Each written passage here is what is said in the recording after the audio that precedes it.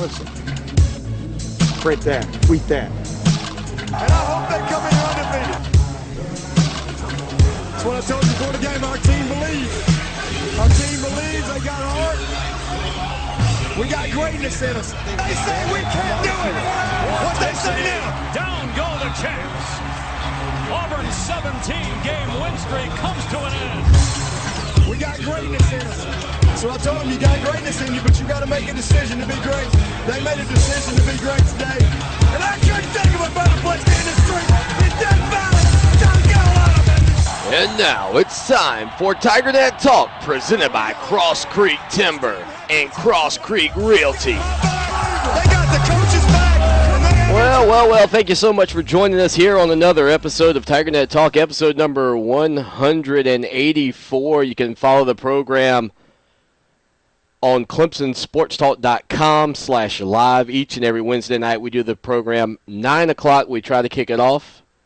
And we want to talk with you each and every week about your favorite team, my favorite team. That's right, the Clemson Tigers, and all the goings-on up in Tigertown. And I'll tell you what, somehow the end of baseball season, which seemed to be coming to a crescendo, a climax, you just felt like at some point there along the way, maybe 2 weeks ago or so, that this team was headed to surprise some people. Really now, after the way the final 8 games of the season or so went, you're just left really scratching your heads. And baseball is a sport where we all know that anyone can beat anybody on any given day. And unfortunately for this Clemson Tiger baseball team, when you go back to the Atlantic Coast Conference tournament and the loss to North Carolina and the way that went down in the 9th inning, this team was young the entire season. We talked about that ad nauseum here on the program, just how young this team was. But I think the unknown and underlying factor that we just didn't know about was how quickly could they recover from heartbreak. Because I think when you look back through the rest of the season, you didn't see that. You didn't see that heartbreaking loss along the way until that North Carolina game. And from that point forward, things did not go well for this Clemson Tiger baseball team. And then I think I saw a great quote the other day that said Clemson got liberty and then they got death. And that's exactly what happened. And it's unfortunate because I think a team that surprised a lot of people, I think this team really matured at times this season, will probably be remembered for the collapse that occurred in Columbia. And the fact that even though we had talked about Clemson being up tremendously in the series all time against South Carolina, and we even said here on the program, you'll recall, we said here on the show that there was no guarantee that Clemson and South Carolina were going to get together. That was never a guarantee. But it was certainly something that Gamecock fans and Tiger fans alike had hoped would happen. And how could you blame them? I mean, the way these two teams have gone head-to-head for so many years. Recently, Carolina has dominated the series in baseball. We all know that. Nobody's running away from that fact. But this was the opportunity. You know, if you go back and listen to the program, I wasn't coming in here feeling like, oh, woe, oh, doom, what's going to happen? It felt like we were one of those teams who was maybe going to have an opportunity to surprise people. And then, you know, going to Chapel Hill would be difficult, but it was a task that we were willing to take on. But this team never recovered. They played tight, I thought, almost the entire weekend. And to be honest with you, I've come to believe in some way, shape, or form that I am sort of a jinx for Clemson baseball. And probably most Tiger fans feel that way. Because you all know that I've always told you I'm not a tremendous baseball fan. Even though it is my alma mater, even though it is Clemson University, and I love them and pull for them in every single way, shape, or form I can. That's not a sport where if you invited me to go, you said, hey, we've got some tickets to the baseball game, that I'm just going to jump for joy and say, absolutely, I'm there. You may say, well, you talk baseball, you cover these guys. How can you say that? It's just not a sport that catches my eye. I'd be more apt to go to a volleyball game now, guys. I know what you're thinking. But I just mean from the competitive standpoint. I'd like to see that game versus the pace and the play of baseball. The pastor of pain, Corey Miller, down in Columbia, South Carolina, put on Twitter about baseball being kind of long and drawn out. And I'm telling you, I think baseball could be better if it were played in 7 innings. 7 innings of baseball is intriguing to me. 9 innings of baseball is a grind. Look, I've hiked the Grand Canyon. I have hiked the Grand Canyon more than once. To the bottom and out, 18 miles in 12 hours. That's a grind. That is a baseball game for me. A baseball game feels like hiking the Grand Canyon in the heat. And I'm eating sunflower seeds and drinking Mountain Dew the whole way instead of water and granola bars. So you kind of get into, I think, the realization that this is still a young team. There are going to be questions about Jack Leggett because of how long he has been at Clemson. Are those criticisms fair? Perhaps, because this team doesn't play its best baseball. And what I mean by that is in crucial situations, I should say. And then when you have a chance to watch Florida Atlantic and North Carolina, and Florida Atlantic going up 3 on North Carolina in the 9th inning after storming back from behind, then North Carolina tying it up, looking just so at ease with things, then falling behind by 2 late in that game in the 12th inning and still fighting back to get in it. And you say to yourself, where is that for Clemson? It's certainly not a magic potion. It's definitely not a magic potion. It's something that Clemson can clearly achieve. But for crying out loud, when you look at it, and you see the way some teams play, South Carolina plays, a lot of times it feels effortless. It feels calm and controlled. Clemson feels tight at the plate. Let's go back to the base running mistake. Okay, first off, that was a big momentum swing. If you didn't see the play, there was a short hop to the Liberty second baseman that then he threw home. And I immediately put out on Twitter, and it took the guys at ESPN about 4 or 5 innings to realize this. If the young man thought he had caught the ball, which the umpire did signal he did make a catch, but it was very late. If he had thought he had caught the ball, wouldn't he have just gone to third or second for those easy outs? Instead, in this whole scenario, what ends up happening is Clemson gets taken out of the inning because 2 guys are on third base. They're tagged out. It's just a ridiculous scenario that occurred. Really wiped a lot of momentum from Clemson because at that point you felt like Clemson probably was going to win that game and then get a shot at the Gamecocks later that evening. But in that moment, in that second when that happened, when the ball didn't bounce Clemson's way, whether by hook or by crook, they didn't answer the bell. They didn't play like champions. They didn't go out there and recuperate from a setback. And that's, I think, all we ask for. It's not that you ask for perfection each and every week. I've never wanted anybody to be perfect. But I want you to play with a passion for winning and not a fear of losing. Keith makes a great point in the chat room. It's something that's being addressed at Clemson as we speak. Keith says those new bats are killing the college game, specifically at Clemson. I want to say Clemson went into the weekend with 17 home runs hit. And you start looking at those numbers nationally. You start looking at the power numbers nationally compared to what Clemson's putting up. And I don't know if it has to do with Doug Kingsmore Stadium. And it is a big stadium, but I don't know if it has as much with the wind blowing in is another factor that typically plays in at Doug Kingsmore Stadium. But I don't know if that's something that you can completely pinpoint on the stadium or if it is a lack of power, the bats. I know Jack Leggett's been in favor of the balls, but and having those balls a little bit tighter or wound a little bit tighter so that perhaps there's a little bit more carry to them when they're hit. But there's still a lot of guys around college baseball knocking the ball out of the park. I believe Clemson is moving up the home plate about 8 feet, 8 to 10 feet. And what's that actually going to do is create a larger foul territory in the stadium.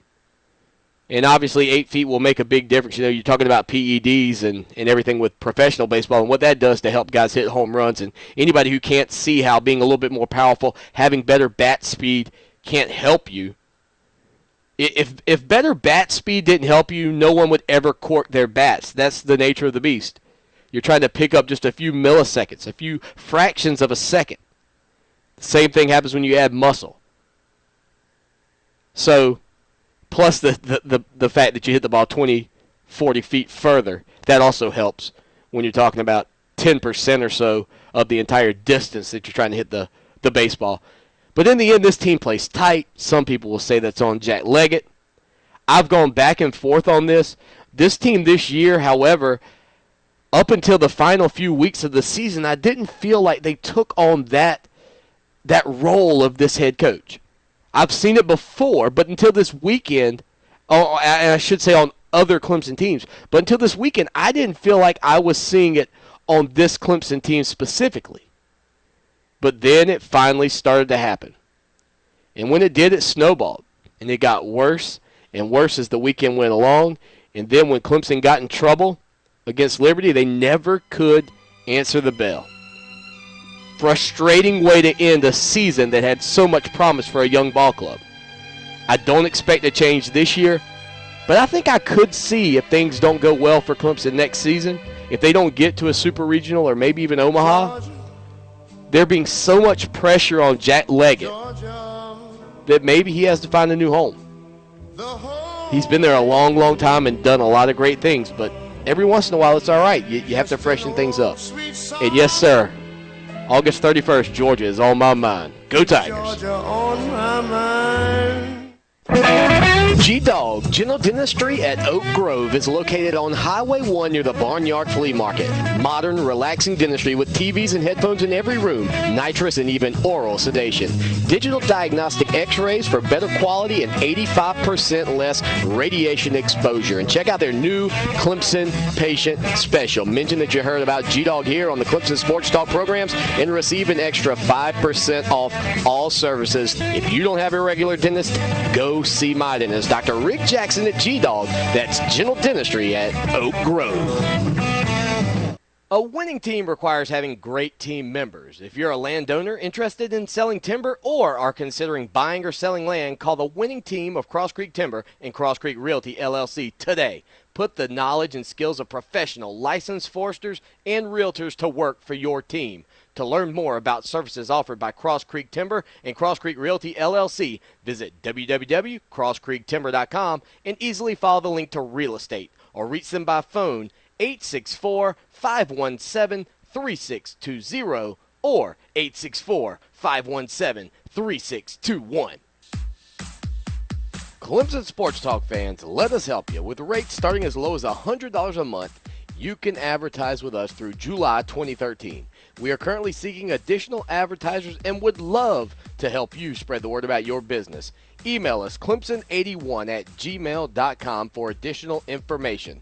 Sponsors will receive an ad during the show and a link and logo in the weekly show notes on TigerNet and on the front page of ClemsonSportsTalk.com.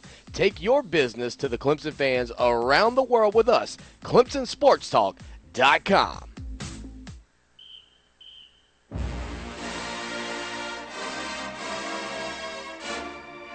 The 1988 season was a great year for the Clemson Tigers, finishing 10-2 with a win over Oklahoma in the Citrus Bowl. But it was a better year for Clemson fans. That season, Tigertown Graphics became your source for custom tees, promotional items, and embroidery. Conveniently located in the heart of downtown Clemson, their retail store proudly displays Clemson shirts that are designed and printed directly on site. Whether you're looking for the latest Clemson t-shirts or ordering products for your school, organization, or business, Tigertown Graphics can help with all of your t-shirt needs. Find them online at www.tigertowngraphics.com. A Clemson tradition since 1988.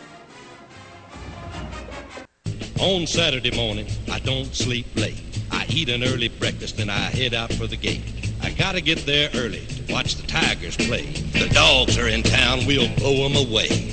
I've got my orange t-shirt, got my orange hat, even orange underwear, and what you think of that? I'm an orange fan.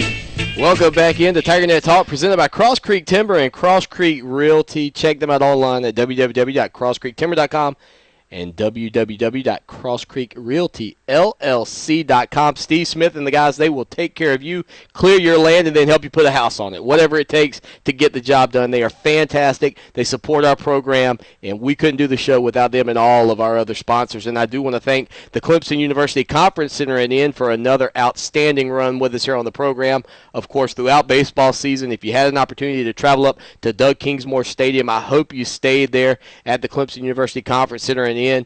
Those folks will treat you right, and it is the closest hotel to Doug Kingsmore Stadium, and for that matter, to Death Valley, to Little John Coliseum. So whenever you're heading up to Clemson, always please check them out, consider them, give them a shot. Go by there. They will treat you right. They've got a whole lot more to do. And, hey, if you bring your golf balls with you and your golf clubs, they're right out there. Well, you don't even need the golf balls because when you go out to the driving range right there, you can hit some golf balls and just enjoy the wonderful, wonderful weather and skies that Clemson's providing for you each and every week as we kind of roll into the summer. That's the one thing great about the upstate is it does get hot, but it never seems quite as hot as the Midlands or maybe some of the parts of there in the low country of South Carolina where I grew up in old Barnwell, South Carolina. That is probably the hottest place on earth. I guarantee you, a lot of people claim Columbia is hot, but I'm telling you, Barnwell, South Carolina, I don't know if it has something to do with the nuclear plant there at Savannah River site or what, but it is hot. And I know they're doing some research right now on lightning bugs. Don't worry, none in Barnwell. Gnats in Barnwell everywhere. But it wasn't all bad for the Clemson Tiger baseball team. Matthew Crownover and Stephen Duggar were both named freshman All-American, and that's the one thing I think when you look at this team, you've got to have a positive spin on things is that they are still young. They are an up-and-coming ball club. They'll have an opportunity next year, and that's why I think when you kind of take it all into perspective, you knew that this team may not be as good as some of the Clemson Tiger teams in the past, but the future still looked bright for them, and I think it still does. So hopefully next year the worm will turn for some degree in this Clemson and Carolina series, not only in baseball, also we know in football, but now you get a chance to see North Carolina versus South Carolina, and those two teams open the season in football as well, getting it on there in the Super Regionals. And like I said, I'm not a huge baseball fan, but if there's a matchup coming up that you want to see, it's probably that one. And speaking of matchups that people want to see, how about which of the upcoming opening games is the highest valued when you're talking about the Atlantic Coast Conference and the SEC? Who has the most expensive ticket? Well, Saturday Down South did some research, and Clemson in Georgia, the cheapest seat available on StubHub right now, $237 for that game. The most expensive seat, $2,000, and that tops right now Alabama and Virginia Tech. That game's going to be played over in Atlanta. The most expensive seat there, $1,990. Now, I've never purchased a single ticket on StubHub, so I'm sure those prices do get jacked up tremendously, but I thought it was intriguing that right now Georgia and Clemson are higher than Alabama and Virginia Tech. And I know Virginia Tech had a down season last year, but Alabama's a team that when they come rolling into the ATL, they take it over. It becomes the ALA, basically. Alabama is a program who, through the past, 4 or 5 years with Nick Saban, has obviously reestablished themselves as a national power. I don't think anybody's ever questioning that fact. But with this opening game over in Atlanta, one would think that would probably still be the highest ticket. But right now on StubHub, it's still that Georgia-Clemson matchup, which will be tremendous. It's going to be that evening game. You can only imagine game day is going to be there. All the pomp and circumstance that surrounds college football will obviously be in full force. UGA, you've got the Tiger, the Hill, the Rock, everything out there for everybody. And I know people are going to be talking about the entire summer as we move towards the fall, and for me to see that game at the top of the list. Also on the list, number 3, Temple at Notre Dame, a bit of a surprise. The cheapest seats available for that game, $164.90, and then you've got LSU and Texas Christian over at Jerry's World in Arlington, Texas, $200. This one's a little bit higher. I don't know who put this together. $2,230. Club Hall of Fame seats. So maybe since that's a special seating area, it's not taken into consideration as would be the price of $2,000 to just get into that Clemson game if you wanted to buy regular tickets off of StubHub. So I don't know if you've got tickets to that game yet, but if you do have them and you're having some financial difficulties and you want to put them on StubHub, that might be your chance to get out of perhaps, say, student loan debt. I'm just throwing it out there for something that you might want to consider. Chris in the chat room, going back to baseball for a minute, says, if we're still using the old bats, would Clemson be hosting a regional? I don't know, Chris. I think that's it seems to me, it seems to me that the philosophy has changed to some degree for Jack Leggett throughout his time at Clemson. And I don't know if that's a fair assessment to make. And I don't know if you folks in the chat room gather this or you folks listening to the program. And if you're listening to the program, please tweet to us. We're at Clemson Sports. Or you can just put hashtag TN Talk, all one word. That'll come right to us. Or email us, clemson81@gmail.com. And don't forget, phone lines are always open, 803-450-0086. And when I say always, I mean 24 hours a day, 7 days a week. We've got the phone lines open for you to call in, spend some time with us, or on ClemsonSportsTalk.com. Click that voicemail button and leave us one there, and we'll pipe it into the next program. We don't have a problem doing that. We can make you sound like $1 million if you sound like a $2 steak. But when it comes down to Jack Leggett, it feels like, and maybe this is an unfair statement, but it feels like his mentality has changed to some degree. It seems like in the days of the Khalil Greens, Clemson Tiger baseball was swinging a mean bat. And I know that those aluminum bats had something to do with it. That old familiar ping, as we used to say in the commercial for the Conference Center and Inn over in Clemson, that old familiar ping, almost every time somebody came to the plate, the opportunity was there for a home run. Well, as we said earlier in the season, this team now, if they get a runner on base, Jack Leggett's willing to sacrifice a guy to send somebody to second to get a runner in scoring position. And it's almost as if Jack Leggett plays each and every game as if runs are at a premium, and then I watch other teams that play as if they are trying to manufacture runs. So I don't know where that difference lies. I don't know if it's the bats that have changed. Do I think that this team would be hosting right now if the bats were different? Probably not. You'd probably be somewhere in the same scenario. I mean, maybe you hit a home run or two against Liberty and put up some runs against them. South Carolina put up 19 runs against Liberty, conveniently the same number that Clemson put up against South Carolina on one of their first visits, maybe their first visit to Carolina Stadium. And only the second time, I believe, 19 runs have been put up in the history of that stadium over in Columbia. But would Clemson, it's so tough to say because everybody would be playing with those bats. And when you look at what our pitching staff did this season, as young as they are, how much of those ERAs have changed had they given up more home runs, had they given up maybe bigger shots to the gap. It kind of goes both ways. It's so difficult to really put your finger on it. I don't think so, though, Chris, and I think it's a great question. I think it's one that many people would ask. Would Jack Leggett's strategy have changed? And did it change? And have these bats changed his strategy? Obviously it's gotten in his head. It's in his head to some degree. I think that is clear. When you start asking about the balls and then a couple of years ago talking about the Gamecocks cooking the bats, that makes you wonder how much it's gotten into his head and how much some of South Carolina's domination, and that is a tough thing for me to say.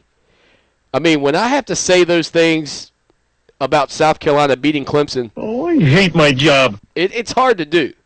It would be fun to not have to say those things, but they have basically dominated Clemson in baseball for the past 3-4 seasons.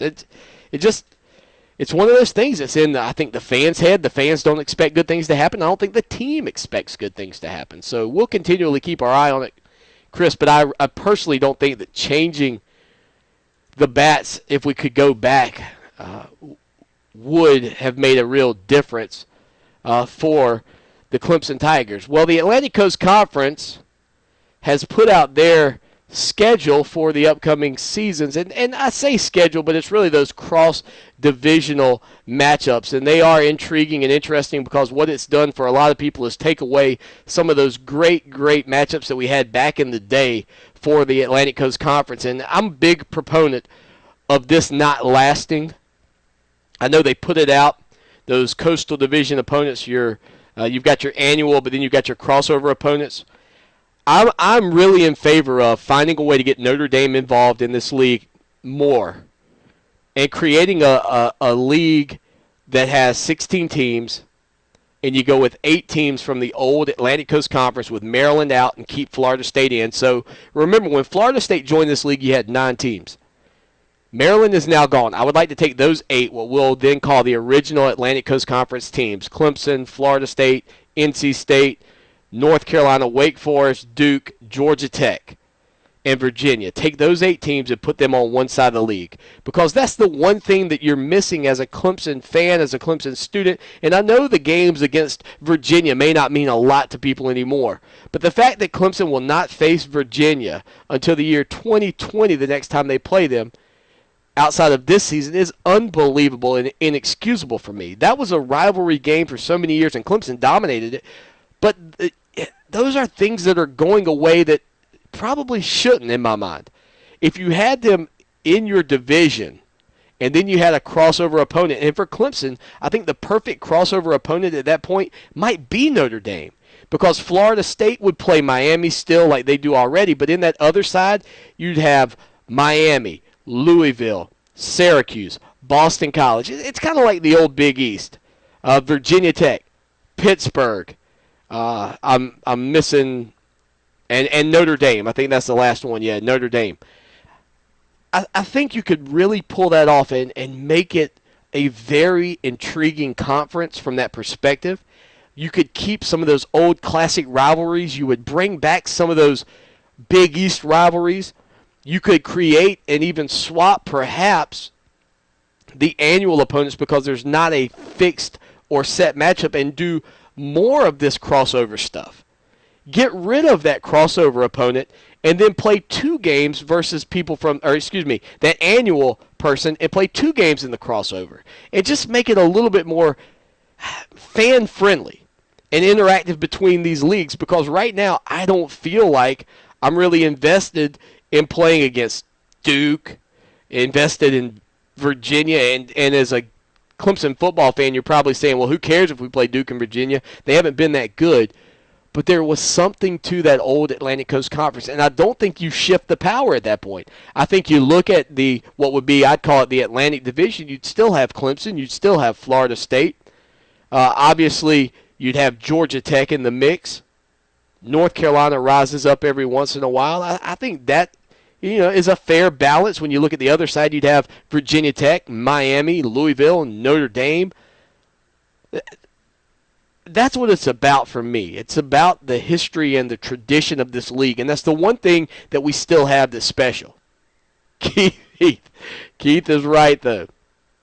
He says it is all about the Benjamins. It is about money, but I think this would also drive some money and interest for not just viewers on television, but maybe getting some of those fans out. I mean, just looking at it, just eyeballing it, how many people are probably going to show up to see, say, I don't know, and Virginia, really, I picked them out of the blue. The only game that they play against a team that hasn't been in the Atlantic Coast Conference recently is Syracuse. They play them in 2015 and 2022, so you got basically a 7-year rotation on it. The kids, I think somebody put a post out, the kids at Clemson who will play against Virginia in 2020 are like in 3rd or 4th grade right now. That's the next time they're playing this year. So if you're 9 or 10 years old right now, prepare yourselves, because you're going to have a home game against Virginia in 2020 if you're a good athlete. Keep your eye on their recruiting over the next 10 years. And call me a moron if you want to. But that was the Atlantic Coast Conference. And I just kind of don't want that to go away. And I think if you can get Notre Dame in, if you can get the 16 teams, then you've got a real shot at doing something special. And, of course, that would also entail at that point adding another ball club. And who that is, I'm not here to tell you. It would be nice if you could find a way to squeeze West Virginia back in, but with all the grant of rights deals and everything that's gone on, who knows if that'll ever happen. But clearly, some of those old school rivalries that we had for so many years, talking about the pergolas and everything, and I know some of the really old school Clemson fans talk about the other white meat when they talk about Virginia, but I hate to see those go away. I went to Jeff Jones' basketball camp at Virginia, University Hall, won a championship on the court. That's right. Baller. We'll be right back.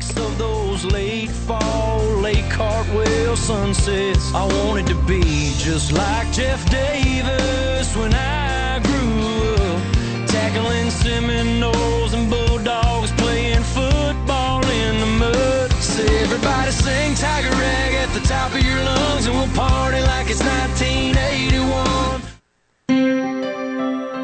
Do you suffer from a chronic case of the woohoo during football games? Do your Saturdays sound something a bit like this? Well, TigerNet Talk is out to fix that. If we can band together, we can change this reoccurring issue. With a simple, go Tigers, go, you can make a difference. Ban the woohoo. Do yourself a favor. And as always, go Tigers.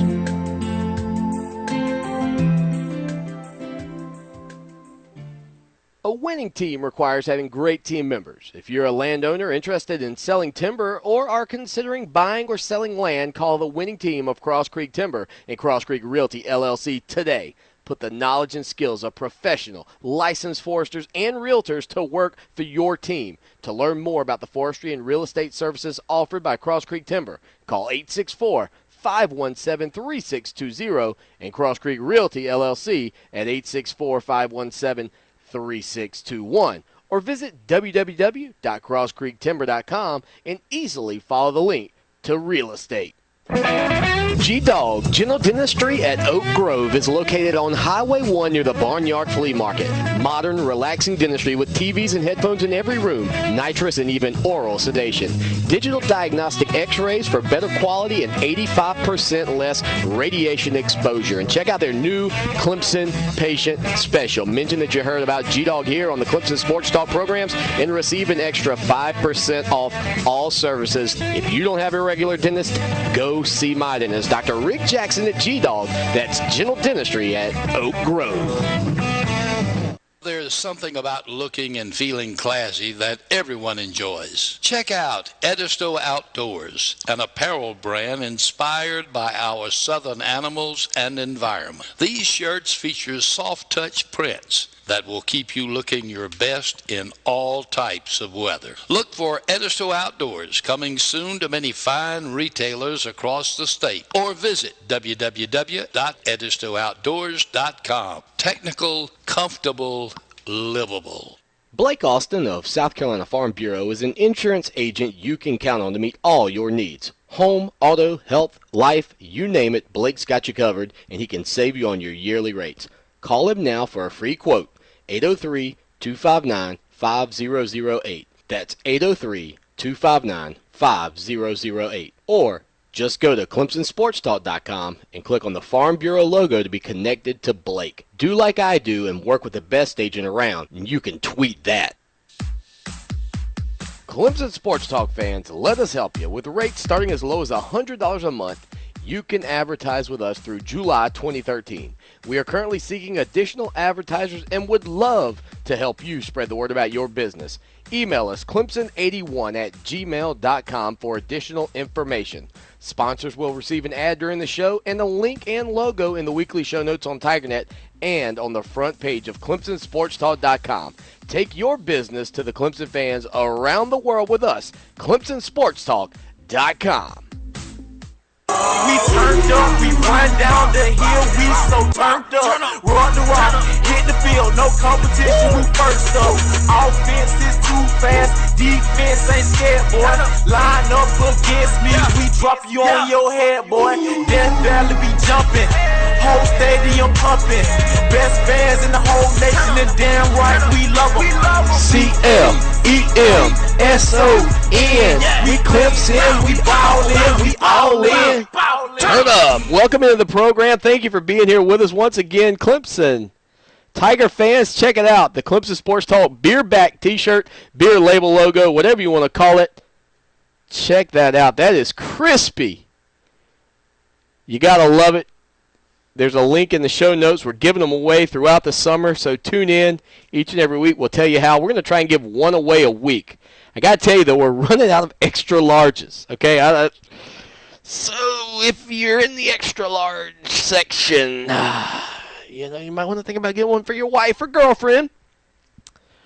Or perhaps you could try the large and set yourself a motivational goal.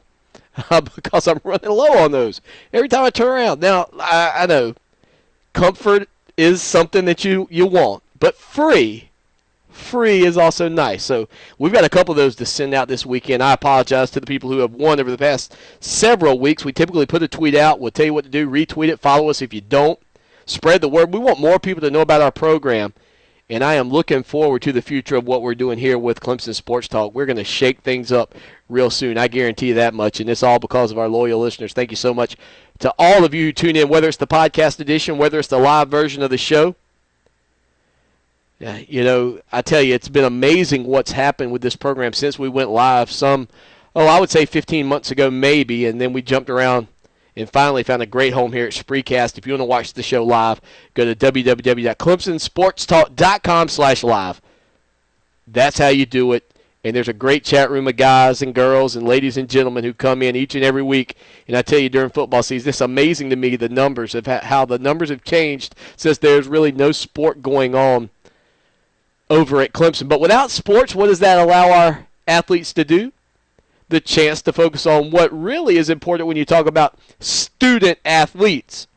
Now, there are many universities out there that consider them athletic students, but there are still some schools out there, such as Clemson, that do consider them student athletes, and congratulations goes out to the Clemson University football team and the Clemson University golf squad, as they both rank in the top 10% of all programs nationally in APR, academic progress rate. Dabo Swinney getting the job done again. And think about this, of the top teams in America, the top 10 teams in America, only Clemson, Alabama, and Stanford finished in the top 10 in both. That's a tremendous two programs to be involved with. Stanford and what they've done in the past few seasons on the football field, proving you can do it while having academic integrity. Alabama, that was probably the biggest shocker for me. Now, I don't know what classes they're taking at Alabama, but I'm not going to criticize. I'm not going to go there and look at it from that standpoint. I know some of you out there are probably thinking about, old Notre Dame, old North Carolina, and the way that they've handled some things academically in recent years. But Clemson, Stanford, Alabama, the only teams in the top 10 in the country on the field and in the classroom as far as percentage goes in that annual progress rate. So congratulations to Coach Dabo Swinney. He's one of a few coaches who have been ranked in that top 10% for the past 3 seasons. That's impressive. That's getting it done. And the thing that we found going on now is not just that Clemson's landing recruits because of the play on the field. And I should tell you, speaking of recruits, we were supposed to have, I know we've tried to get up with Jamie Harper and James Davis, the J&J connection, former running backs at Clemson, really trying to get either one of those two guys on the program, have gone back and forth with each of them throughout the week. James Davis was going to come on tonight. He's not available, though. He's going to try and get back with us, and we'll set things up to get him on, and then we'll follow up with Jamie Harper. I know Jamie had some tryouts going on, so he's staying busy as well. But we would love to catch up with him. And when you talk about recruiting and maybe the one recruit that really got Clemson football heading in the right direction, I mean, so many people, and I think myself included, look back to C.J. Spiller, but really, really a lot of people focus in on James Davis, his recruitment, his play at Clemson. And ultimately, when we have James on, I want to talk with him about that relationship with C.J. Spiller, what it's like to share the backfield with a guy like Spiller with those talents, but also become brothers really on and off the field and really support each other. You know, that was one thing you never saw from either one of those two players, and it was so impressive and speaks so much to, I think we talk about the Clemson family, but a lot of teams and a lot of players can't handle sharing that limelight to the degree that those two guys did. And even when it's all said and done and they go their separate ways professionally, sometimes things don't seem to stay quite as good as they were. But not these two guys. These two guys continue just to be tremendous ambassadors for this university, tremendous friends both on and off the field in the past. And I'm looking forward to talking with James Davis about that and really being the guy who I think to some degree C.J. Spiller had to look up to. Remember, both of these guys, when they were at Clemson, debated at some point leaving the program, whether it was homesick, wanting to, maybe a change of venue, but stuck with it. And a lot of people still look back at James Davis and his recruitment and deciding to come to Clemson as maybe the guy who really changed Clemson and got them on this upward tick that we've seen throughout the season. Sad news to report, though. John Antonio, the designer of the Clemson Tiger paw, and most notably that paw print from that Tiger Cub out of the Chicago Zoo, I believe it was the Chicago Zoo, with that trademark little hook in there that is so symbolic of Clemson Tiger football, passed away this past week. He was 83 years old. He died on May 30th over in Greenville after a long bout with cancer. Probably the most iconic logo. I know Clemson fans feel this way, but when you think about how it was created, very different. It wasn't a graphic designer in a studio coming up with a design, trying to figure out. I mean, look, my Clemson Sports Talk logo, that's fantastic. That is an unbelievable logo that was created. But this was an actual paw print. And to have that and how often and frequently it's been copied. If there's one thing I don't like about the paw on game day is that they paint those white dots in there. And I know that's the way it's supposed to be, but I don't like it on the field that way. I don't mind it on a painting or a poster when they've got those little white dots in there. I like the hook. But you can get rid of that other stuff on the field, in my opinion, and still have it look very good. But sad news that the designer of the Tiger Paw passed away this past weekend at 83. John Antonio, you will always be with Clemson Tiger fans, whether it's on a shirt, whether it's on the streets, whether it's on Death Valley memorabilia, etc. So, sir, we all salute you for what you've done for Clemson Tiger Nation. And as we get to head towards the final segment of the show, I do want to mention a couple of things. We kind of got into recruiting for a brief moment, but if you didn't see this, there's some couple of crazy things going on with recruiting right now. Elijah Hood, running back / linebacker out of North Carolina, Charlotte Catholic High School, a kid who Clemson had maybe an opportunity to get in with, but because of that Catholic background and going to that school, he has since decided that he is going to go to Notre Dame. Of course, commitment not meaning what it used to, but there's one school that has continually gone after this young man, and that is Alabama. Well, after receiving a multitude of Alabama mail, and thank goodness for college coaches and recruiting. I've often said they now keep the Postal Service alive in our country. Without them, you think the Postal Service is in a terrible situation now. Imagine if they weren't sending out hundreds and thousands of letters a day across the country to major profile recruits. If you haven't seen this, Elijah Hood decided that to prove to Alabama that he was fed up with receiving all the mail, he decided that what he would do was flush these letters down the toilet and put it out on video and call it roll toilet was his tweet that he put out about this on, I believe it was on Vine that he put it on. That's a video service for Twitter. So you don't see that every day, but in this crazy mixed up world of recruiting, there are other stories that jump out. And Deshaun Hand, the number one recruit in America in this coming class, sat down with Bruce Feldman of CBS Sports and talked to the fact that when asked about what was one of the crazier things he's had any coach tell him, He said he's not going to say any names, but one coach told me that since I'm the number one player, I'm going to get to meet Michael Jackson. Deshaun Hand then told him that Michael Jackson was already dead, and the coach says, well, all right, then you can meet Tito. Did you eat a lot of paint chips when you were a kid? Why? Really? Tito Jackson. That's what's going to sell the kids. Hey, kids, come to Clemson. We will guarantee you the opportunity to meet Tito. Any other Jackson 5 members? No. Just Tito. We'll be back. TigerNet Talk presented by Cross Creek Timber and Cross Creek Realty. Thank you so much for being here. Like a candy ball and chain. It wasn't nothing she ever thought about. Didn't know it was gone the day she moved out. In my head, if I pointed it just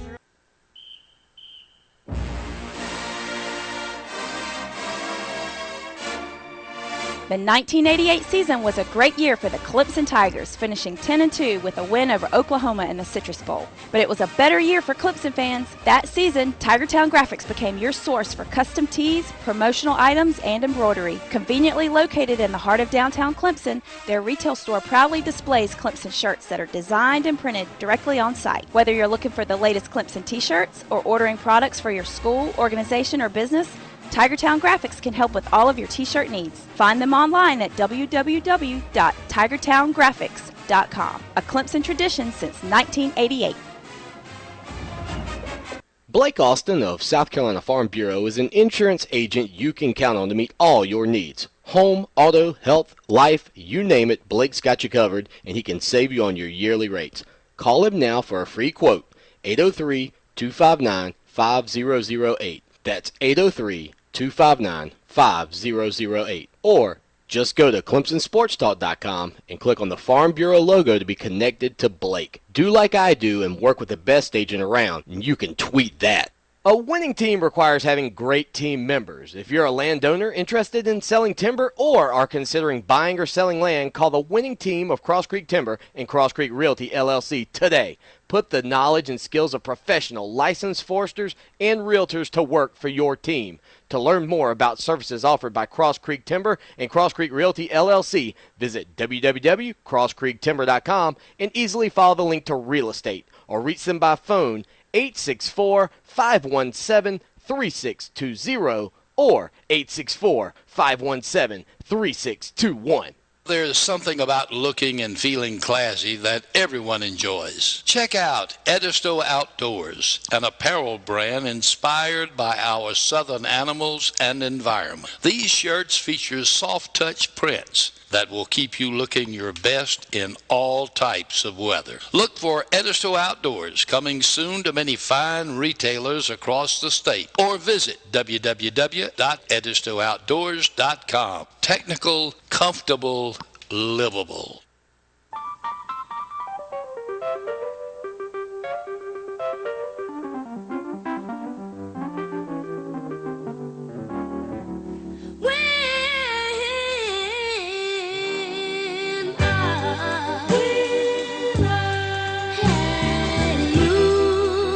I tell you what, I don't know if Michael was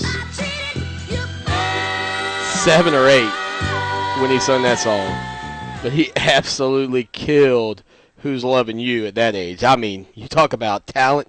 Gosh, sad. I mean, I know he turned into just a complete weirdo. I don't know what else to call it, but I mean, for a guy who was just an unbelievable entertainer as a young man, gracious sakes alive. That guy got the job done. And in the chat room, somebody brought up that maybe you should have the opportunity, if you come to Clemson, to meet what was his name from Fantasy Island? Tattoo, right? That's the guy. Yeah, the plane, boss. Yeah, we'll fly you in. We'll have Tattoo give you a tour of the West Zone. And is Ricardo Montalban still alive? Oh, no, Tattoo's dead too. Are they both dead now? That would be terrible. That would be I'll tell you, the last movie I saw Ricardo Montalban in was, I decided one weekend that I was going to record all the Planet of the Apes because I'd never seen them before. And I think he was in the one called Planet of the Apes Takeover or something. I don't know. Anyway, thank you to Mike, Chris, Keith, Jared, a couple of guests who've been with us throughout the program, other people who have stopped in and gone. Thank you again for joining us.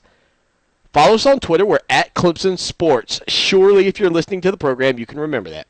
Give us a call, 803-450-0086, 24 hours a day, 7 days a week. You disagree with something we said, I'd love to hear from you because I'd love to put you on the program.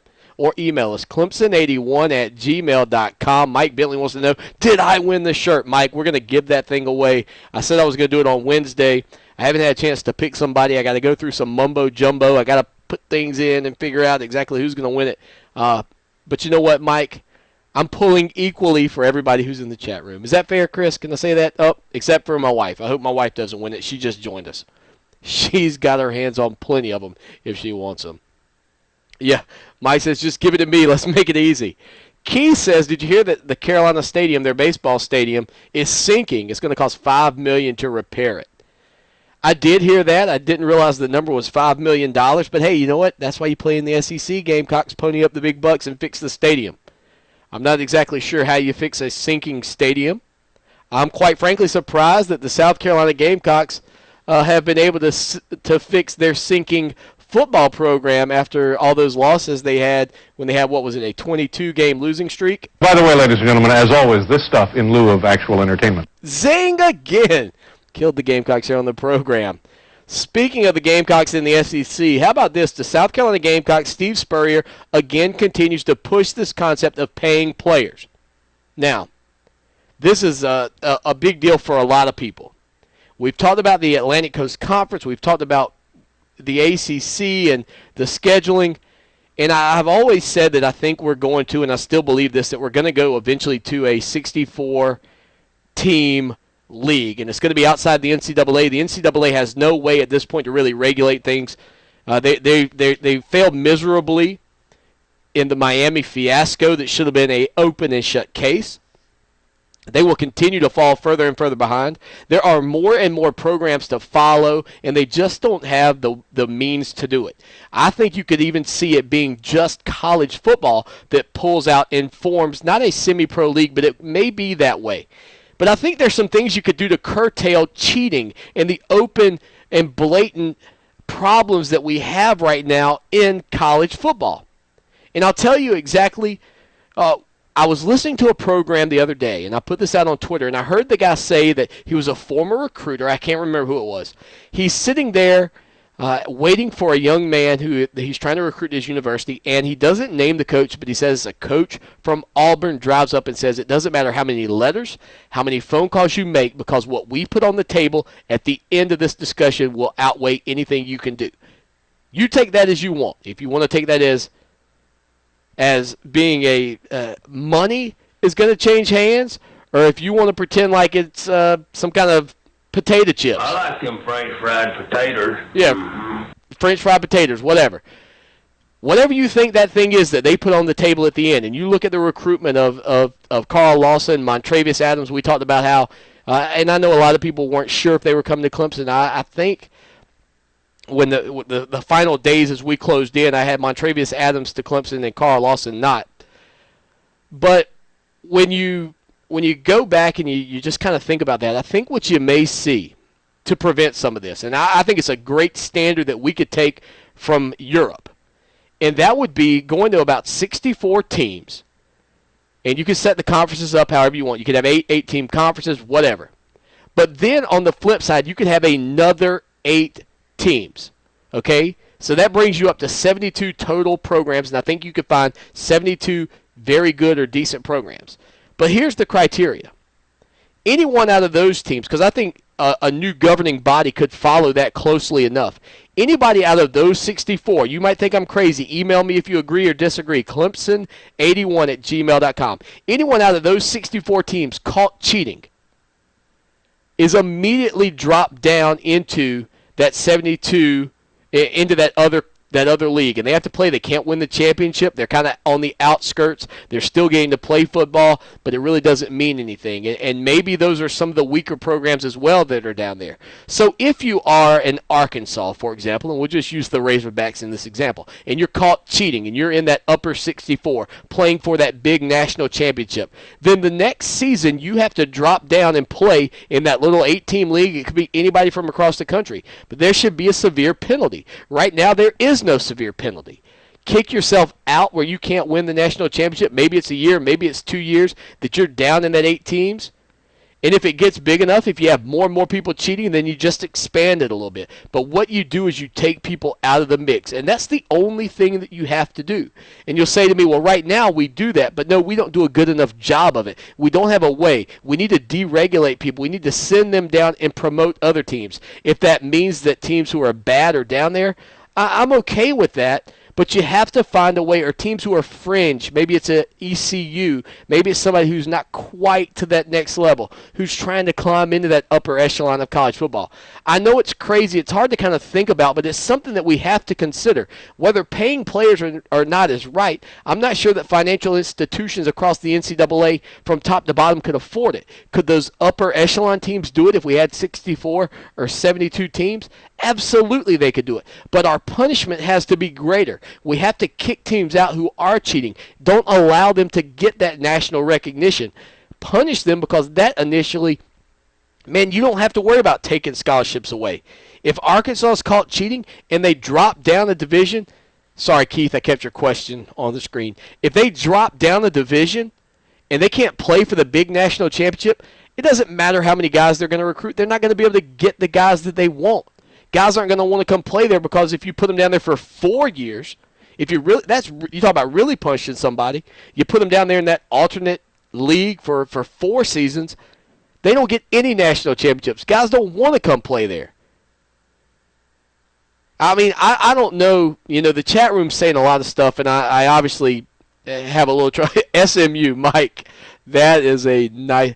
Mike says SMU says no to that idea. The death penalty for SMU. If you haven't seen Pony Excess, go check that out. You know, I try not to push ESPN on you too much, but those ESPN 30 for 30 series are absolutely brilliant television.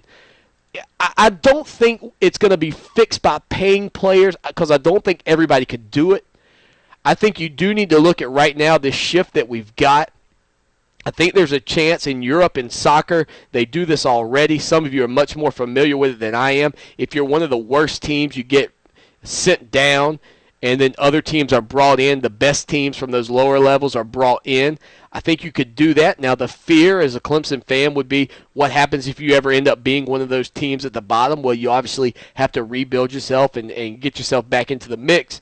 And I think it could be done, because if you open up spots based on teams cheating, then there's going to be some opportunity there, because people are going to cheat. You don't need to go through all this. Well, are they going to get the death penalty? Are they going to lose scholarships? You just deregulate them the next season. You send them down. You don't allow them to play for the national championship. And I think if that began to happen, you would see it curb the number of people cheating. And then the teams at the bottom, as they work their way in, or the teams who finished at the bottom of the 64 work their way out, you get a nice rotation of teams. You have a nice league going on. The NFL is not the most popular sport in America because they're paying players. It's not about paying players. The NFL is the most popular sport in America because they have the system right. They share the revenue between every team. The New York Giants don't get more than the Green Bay Packers. And right now, college football, unfortunately, because the SEC is dominating, ESPN is pushing them to the forefront, you're going to see a shift. But what it's going to take, a shift towards the SEC, we've already seen it, 7 straight national championships. But the shift that I'm talking about is the shift of the other conferences saying, hold up. We've got to find a better way to do things. And maybe, just maybe, the right person tunes into this show and we get things right. I'll just leave it at that. Anyway, thank you so much, Tiger fans, for being here. A power hour of Tiger Sports Talk, and we will see you next Wednesday night right here at 9 p.m. No, I apologize. We're actually taking next Wednesday off if you follow the schedule on Spreecast. So 2 weeks from now, We're going to give ourselves a break. We get 4 breaks a year. We're going to take one this week. But thank you so much for being here again. Everybody in the chat room, everybody on the podcast edition. Until next time, as always, y'all take care now. And go Tigers!